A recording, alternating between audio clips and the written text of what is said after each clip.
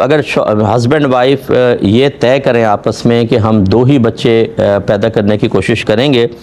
کیونکہ زیادہ ہوں گے تو پرورش بھی صحیح نہیں کر سکتے اور تعلیم و تربیت کا بھی مسئلہ ہوتا ہے، کیا حکم شرع ہوگا؟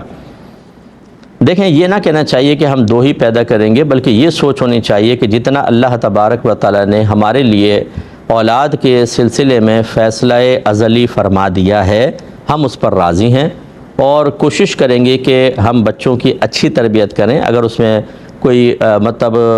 مخل ہونے کی کوئی صورت بن رہی ہے تو ہم احتیاط کر لیں گے، ٹھیک ہے، یہ اچھی چیز ہے۔ لیکن ایک ہوتا ہے علم بغاوت سا اٹھا لینا، ہمیں زیادہ بچے نہیں چاہیے، ہم تو 2 ہی پیدا کریں گے۔ تو یہ بچے پیدا کرنا نا اصل میں ہمارے اختیار میں نہیں ہوتا۔ عمل تو میاں بیوی کا ہوتا ہے ضرور، وہ بھی اللہ کی توفیق سے ہی ہوتا ہے، لیکن ہم نے دیکھا ہے کہ بہت سارے لوگ ایسے ہوتے ہیں جو اسی طرح کہتے ہیں ہم 2 بچے پیدا کریں گے، 3،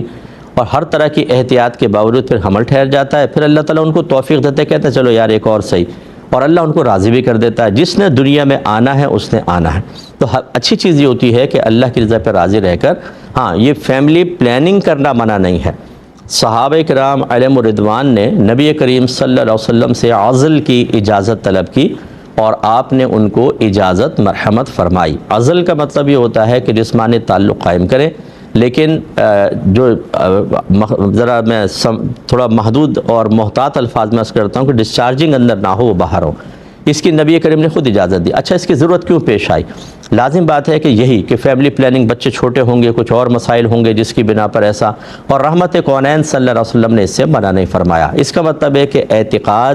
انسان کا عقیدہ، اس کا نظریہ، اس کی سوچ اور فکر اگر پازیٹیو ہے اور پھر وہ اولاد کی طلب میں تھوڑی سی احتیاط سے کام لیتا ہے تو پھر یہ ممنوع نہیں ہوگا، تو اس طرح کر لیں۔ اور بہرحال یہ بالکل ٹھیک بات ہے، اتنا میں بالکل اس کی تائید کروں گا کہ اگر انسان فیملی پلاننگ کرنا چاہے اس سوچ کے ساتھ کہ جتنے بچے کم ہوں گے اچھی تربیت ہوگی، ان کی صحت بھی اچھی رہتی ہے، زوجہ کی صحت بھی اچھی ہے، پھر تعلیم و تربیت کے دیگر مسائل، تو پھر ٹھیک ہے۔ یہ نہ ہونا چاہیے کہ کھلائیں گے پلائیں گے کہاں سے، اس کا رزق کا ذمہ اللہ تعالیٰ نے لیا ہے، تو میں اس کی بالکل تائید کروں گا، یہ اچھی چیز ہے۔ میں نے دیکھا ہے کہ بعض اوقات بچے پیدا کرتے جا رہے ہیں، 1، 2، 10 بچے، 12 بچے، اور پھر فادر کو بعض اوقات ان کے نام تک یاد نہیں ہوتے کہ یہ کون سا والا ہے اور کیا نام ہے اس کا،